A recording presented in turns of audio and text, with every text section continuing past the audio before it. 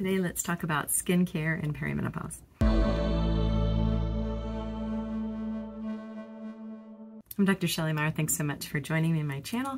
Welcome back if you're returning, and thanks so much for being here, and welcome if it's your first time. I've been talking a lot about the transitional phase before menopause, which can be 5 to 10 years. Before menopause, you could start having changes in your hormone cycle that affect mood and your cycle itself and sleep, and can contribute to hot flashes and night sweats, and also your skin. Your skin changes. So just a little background on myself. I'm a doctor. I'm a functional medicine doctor, family doctor, and registered dietitian. I work with women day in and day out on these hormonal shifts and what can happen in not only their skin, but their gut and their moods and their sleep, like I've said. So there's a lot of things we cover. And one thing I get asked a lot about is skin. I'm not a dermatologist, but I have been through perimenopause myself, and I work with a lot of women, so I can tell you from both a doctor's perspective and a personal perspective what kind of happens and what products may be helpful. So your skin can thin quite a bit, and not thin quite a bit, but the collagen decreases and you can have thinner skin in perimenopause. You can also have acne, because I've talked about that in my estrogen dominance videos. So if you haven't learned anything about that and why you might be getting acne in perimenopause, check out my estrogen dominance videos. There's a lot of good information in there.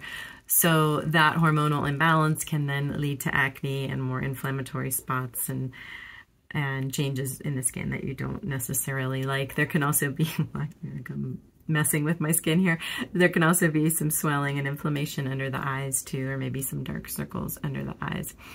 When you want to think of products for your skin, for helping to clear that up. First, when we're thinking about the whole acne piece of it, we definitely want to pay attention to, is it estrogen dominant? So you want to see your healthcare provider and talk to them about, checking your estrogen and progesterone ratios. I have a free PDF all about that. So you just have to sign up for my email list. I don't spam you with anything, and that will give you the information about how to talk to your doctor about checking labs and getting to know what your hormone shifts could be, and are you estrogen dominant in your perimenopause journey.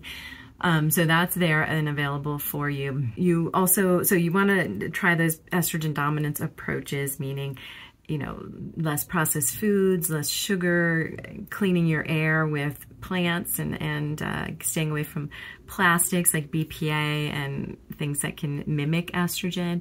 And in your skin products, you definitely want to stay away from anything with paraben in the ingredient list, or phthalates. And I will put some links in the description of not only products that I trust, but the Environmental Working Group, EWG, list of, or their app for skin healthy and hormone healthy products. So you definitely want to check your ingredient list. Also look for things that contain a vitamin C, which is anti-inflammatory. Niacinamide is anti-inflammatory, and vitamin E is anti-inflammatory.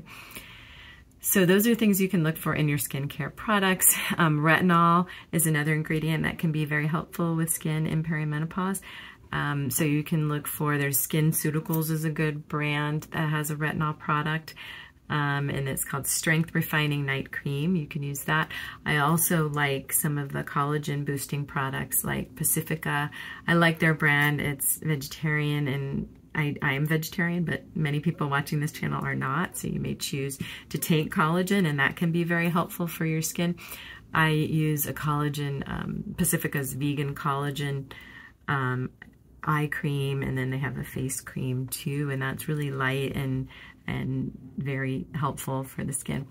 Some other brands that are very hydrating, because the skin can get thin with less collagen, is Obagi. There's a medical hydrate facial moisturizer that they have that's really great, and I'll put links to these in the description.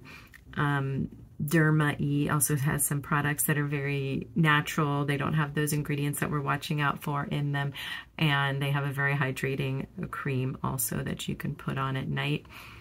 Even something as simple and cheaper and more like a drugstore brand of Garnier has a very light micellar cleansing product that you can use kind of as a base, like to get your makeup off. It's cleansing water, very thin, not going to dry out the skin like you're worried about when you have low collagen in your skin.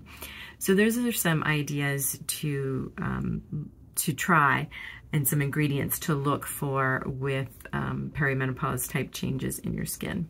There's also vitamin C serums. I touched on vitamin C, and I forgot to mention that there are actual serums. True Skin makes a good one for vitamin C serum. Dr. Hashka, I'll put a link in the description for that, makes a good vitamin C serum. They make a lot of great products for changes in your skin too. And there's vitamin E oil also that may be a little heavy. If you live in a dry climate like I do in Colorado, you could use that for your skin in the winter at night. And it's like vitamin E. It's very, it's an antioxidant, so anti-inflammatory, and can help with scarring. Vitamin E is very, very helpful with scarring. There's one, I mentioned that ferulic acid before this. So there's one that has vitamin C, E, and ferulic acid in it. It's a serum called Timeless Skincare, or that's the brand. And I'll put a link to that. You can get it at Target. You can also get it on Amazon. And that's a great thing to think about too. And then niacinamide serum and zinc. There are some brands that have that, like Naturium niacinamide serum, 12% plus zinc 2% is another option for that, and that's a really powerhouse of a blend that's really helpful for the skin. And then that also has hyaluronic acid. Hyaluronic acid, I always have trouble with that word, that helps with hydration and really helps that kind of aging skin be and look healthier. So those are some options for skin care in perimenopause. Keep in mind, you also want to hydrate. So you want to drink half your body weight in ounces of water, and so that water will keep your skin hydrated. I find omega-3s are very anti-inflammatory, taking them orally. So there are vegetarian versions of omega-3, and then there's fish oil versions of omega-3. So I will put some of my favorites in the description. I always recommend you get between 1 and 2 grams of of omega-3 fatty acids of EPA and DHA daily. And some omega-3 brands will be confusing and misleading, so that's why I'll put the brands I trust in the ingredient list. But definitely, check that label. Make sure when you flip it around, you're looking at the ingredient label, that you're actually getting that 1 to 2 grams of EPA plus DHA in that product, and that would be anti-inflammatory. I find that's very helpful with acne, very helpful with skin dryness and thinning, especially in the winter here in Colorado. It's very helpful too. And it helps with so many other things. It's a great thing for your gut too, and mood. And the mood changes in perimenopause are real, and they really do affect you. So that's another kind of bonus that you get from taking omega-3s. You can also make sure you're eating omega-3s. You always want to get it from your diet too. So they're found in fish, of course, but you don't want to eat too much fish. 2 servings of like a wild-caught salmon or tilapia every week is probably what you want to max out at because of the mercury that can be in our fish. But also walnuts have omega-3s, flax, chia.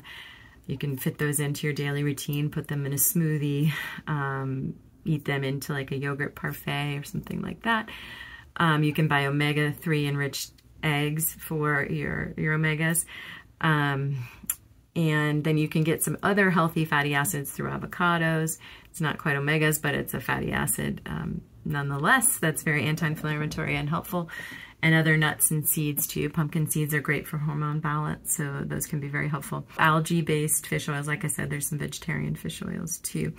And getting enough vitamin C and vitamin E in your life and your diet is good too. So vitamin C is going to, of course, be found in your citrus and then also in green leafy vegetables. So eating and brightly colored fruits. So eating your red and purple fruits like your berries, your citrus, and getting your green leafy vegetables is important. And then vitamin E is found in nuts and seeds, nut butters. So get plenty of those every day for good fats and fiber and protein, and then also getting that vitamin E in there. So hopefully that was helpful. I'll put some of those products I mentioned in the description. And just remember focusing on hydration, eating the right foods, working on that estrogen dominance if you have it, and then, getting omega-3s, getting vitamin C, vitamin E, into your life. Also, fiber helps you to detox. There's a bonus tip, and I talk about that a lot. So check out some of my fiber videos if you're interested in learning more about that. And thanks so much for watching. Don't forget to check out the free PDF on talking to your doctor about perimenopause and how to interpret your lab values. And then hit the like if you liked this, and share this out, and hit subscribe if you have not done so already and you like the channel. I appreciate your support so much, and I will talk to you next time.